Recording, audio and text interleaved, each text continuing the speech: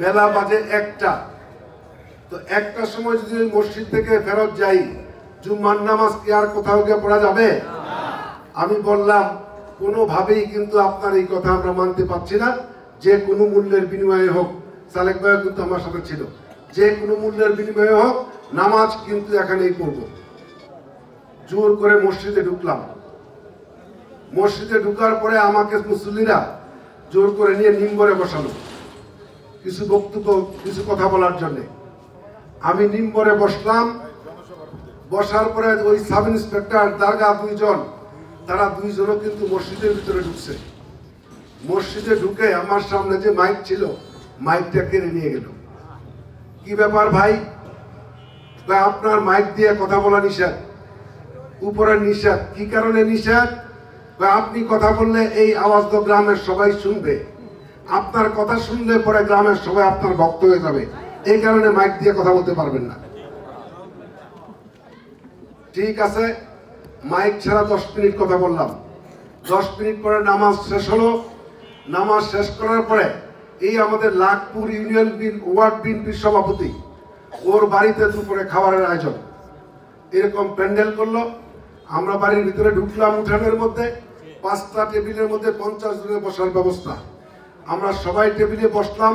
খাবার টেবিল 5টা টেবিল কিন্তু খাবারে ভরপুর। আমরা হাত ধুচ্ছি।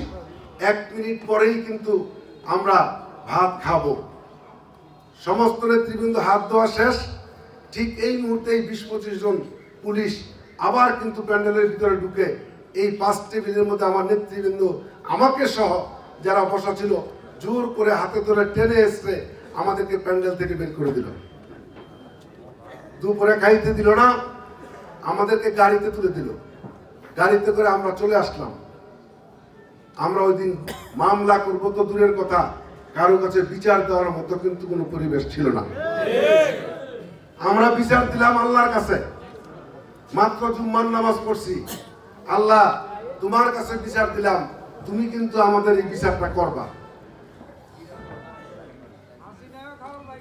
জুলাই মাসের আগস্ট মাসের 5 তারিখ গণভবনে এই শেখ হাসিনা দুপুরে খাওয়ার জন্য পোলাও, মাংস, কুত্তা বিলাই যা ভাগ করছিল দুপুরে খাইয়া গেছিল।